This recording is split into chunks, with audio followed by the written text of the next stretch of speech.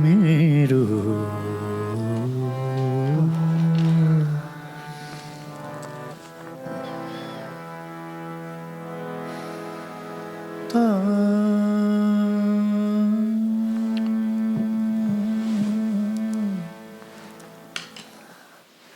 So let's begin.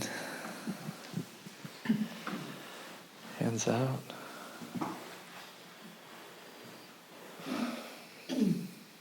Right hand over the heart. Left hand over the right hand. Right thumb over left thumb. Spread the fingers. Head to the sky, and as it comes down, this is not my body. Chin to the left shoulder as it drifts across the chest. This is the temple of God.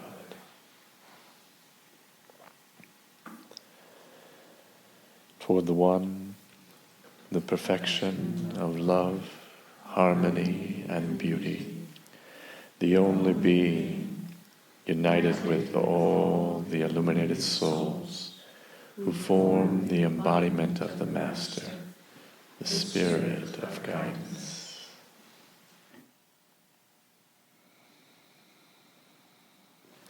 I thought we'd start with a simple zikr practice with two divine names. The first is Ya Jabbar. And Jabbar means the compeller, moving things to happen. And the second is Ya Tawwab. And Tawwab is an interesting one because it means the relenter, the one who relents or finally accepts someone's repentance. And this one's beautiful because it, how we can see it reflected in ourselves as there are those things that get stuck in us, especially with regard to others and how we feel about them or judgments we have about them or places in relationships where we get stuck about a person's past or something.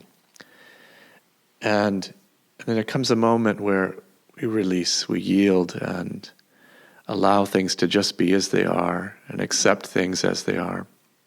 And that's this Ya Tawwab quality.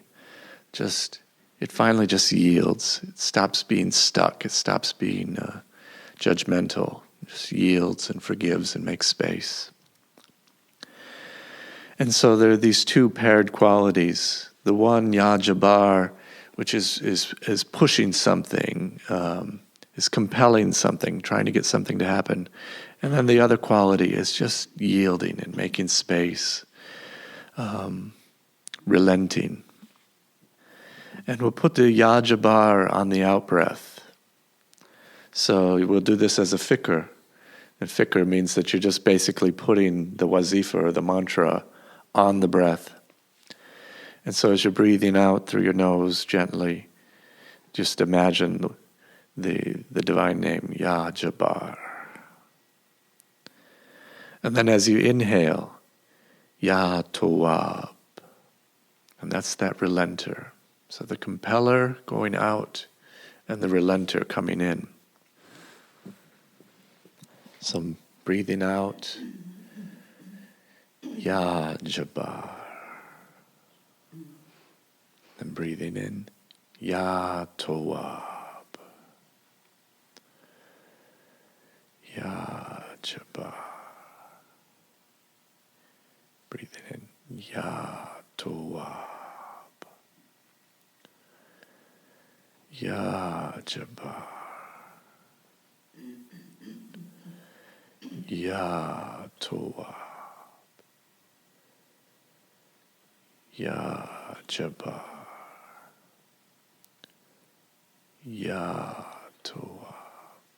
Now just do it on the breath and imagine these qualities, compelling going out, relenting coming in.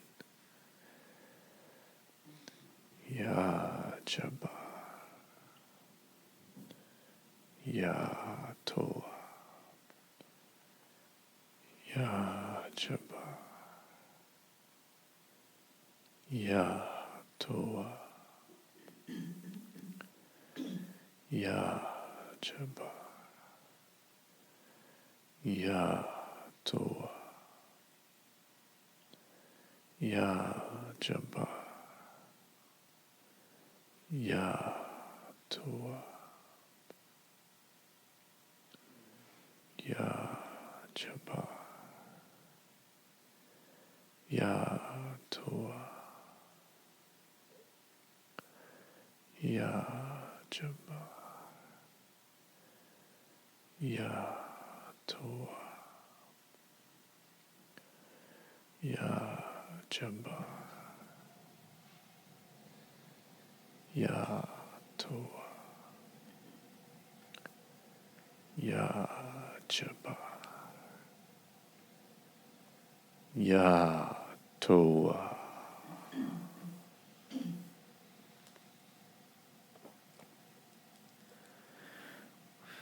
The idea of the use of the Asma al-Husna, the 99 beautiful names of God,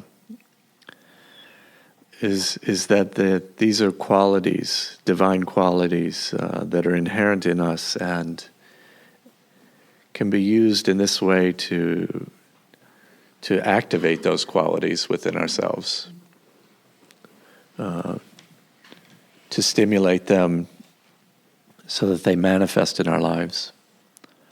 You know, and I said something about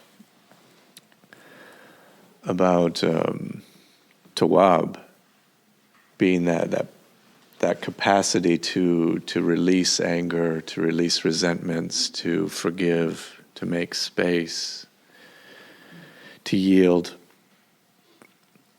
But Jabbar is more difficult, the compeller. You know, there's the verse in the Quran that says there's no compulsion in religion, that nobody should ever be compelled around spiritual things. It's to compel somebody around those things is to invalidate religion. So, what would be healthy about compelling and activating that in ourselves? Sharing your love of something and something that you care about, and not trying to say that they have to think this way, just sort of saying, this is how I feel. Mm-hmm. It's pushing out of you.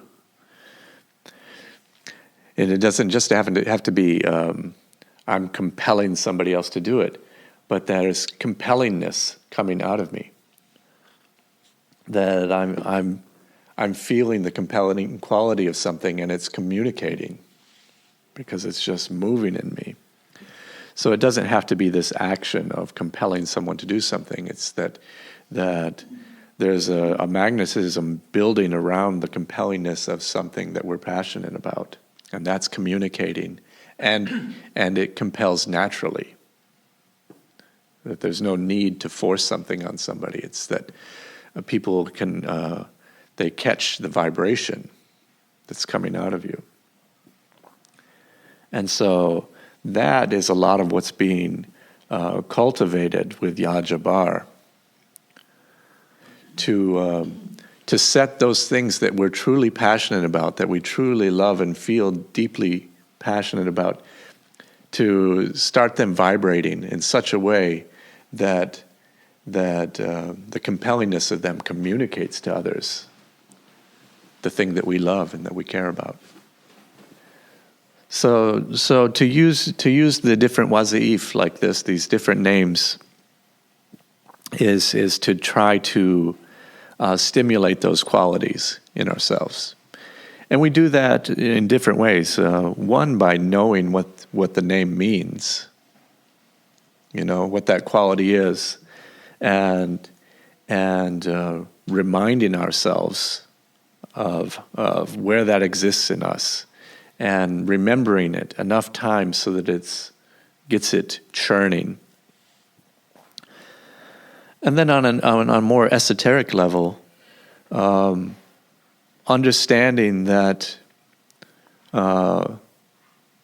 for at least 1,400 years, people have been reciting these names and cultivating these qualities, and there's There's a place where that exists in the universe, that we participate in the same pattern that's been being run through the centuries by others, and we can step into that pattern. It's like walking on a road that takes you somewhere. You can step off, out of the woods and then to a road, and you know how freeing that is. You know it's going to take you somewhere. And so, in the spiritual world, we use these names as established